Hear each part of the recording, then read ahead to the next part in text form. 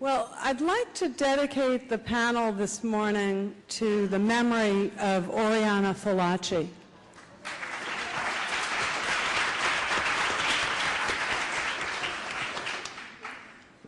Last November, the Center was privileged to honor Oriana with the Annie Taylor Award. And this is an award conferred on individuals who show exceptional courage at great odds and in the face of great danger. And Oriana had said that she was delighted to receive an award that was inspired by a woman who jumped over the Niagara Falls in a barrel and survived. She thought it was 1,000 times more precious and prestigious and infinitely more ethical than receiving a Nobel Prize or an Oscar. She also said in her characteristic way that the award overestimated her guts and that it was jumping over Niagara Falls was far more dangerous than writing about the truth. It was her last public appearance. Serge Trivkovic said that Oriana was an outstanding defender of our culture and civilization against the barbarity from without and the betrayal from within.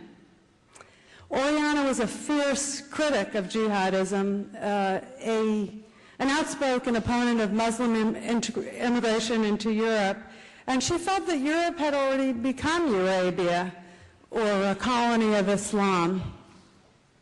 Oriana was a great admirer of David Horowitz, as she called him, and Daniel Pipes, as well as our first panelist, Robert Spencer.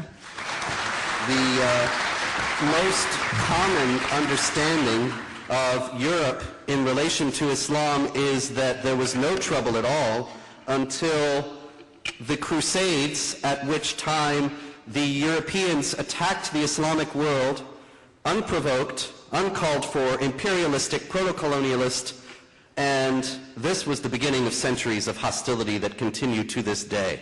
Bill Clinton has subscribed to this view, as well as many others. Unfortunately, however, it's not historically accurate to say that the Crusades were the first encounter of the Islamic world with Europe, or Europe with the Islamic world. The first encounter of Europe with the Islamic world came much earlier. As a matter of fact, it came from Muhammad, the prophet of Islam himself, when he wrote to the Eastern Roman Emperor in Constantinople, the Byzantine Emperor Heraclius, and he told him to embrace Islam, and that if he and his dominions, if his subjects embraced Islam, then their lives and their property would be safe.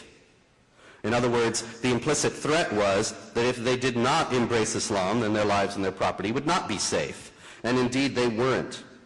Muhammad himself, before the end of his life, the last battle that he undertook was not actually specifically a battle at all. It was an attempt at a battle. He rode in the heat of summer in Arabia to the Byzantine holdings in northwestern Arabia, bordering on Syria, and he tried to engage the Byzantine army there, but the Byzantines withdrew. However, at that point he received, or shortly thereafter, the revelation from Allah of the 9th chapter of the Quran, which stands as the Quran's last word, according to mainstream Muslim theologians, on jihad and the relationship of believers to non-believers, and which is the most bellicose and violent of all the chapters of the Quran, stipulating that Muslims must wage war even against Jews and Christians until they either convert to Islam or submit as inferiors under Islamic rule, with all kinds of legal regulations in place designed to ensure that they feel themselves subdued. Muslim warriors took this very seriously from the beginning, and shortly after Muhammad's death in 632, began to chip away at the Byzantine holdings in North Africa and the Middle East, forming what is now, by conquest, now known as the heart of the Islamic world. And fairly soon, very soon, really, they swept into Europe. Only 16 years after Muhammad's death, in the year 648, they originally laid siege to Constantinople itself. That siege failed, as did a second siege of Constantinople in 717. It wasn't until May 29th, 1453, Black Tuesday, that Constantinople actually fell to the jihad armies.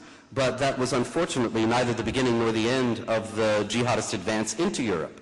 Spain, of course, conquered by jihad armies coming up the other way through North Africa, invaded in 711 and conquered by 715, was held until 1492, as most people know. There were then attempts to conquer France, stopped by Charles the Hammer, Charles Martel, at the Battle of Tours in 732. There were subsequent attempts to invade and conquer France in 792 and 848. Both failed. However, the jihad armies did occupy Sicily and southern Italy for quite some time, beginning in the 9th century. Rome was threatened by them in the year 846. And an intriguing historical parallel, the Pope agreed to pay tribute to the jihad armies in return for peace.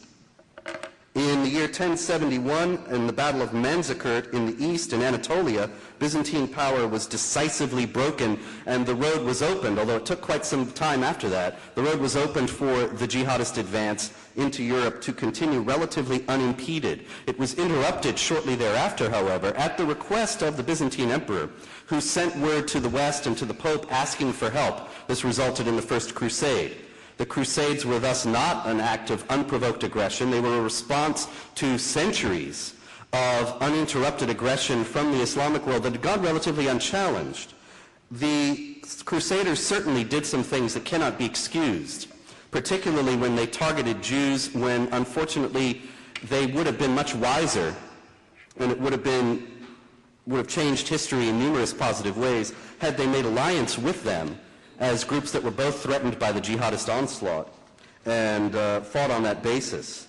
But in any case, the Crusades interrupted the jihad advance into Europe for 200 years, but they did not end it. The conquest of Constantinople took place after that, also followed by further advances into Eastern Europe and ultimately to Vienna, that far into the Central Europe, when on September 11, 1683, the siege of Vienna was broken, and that was the high watermark of the advance of the jihad into Europe until modern times.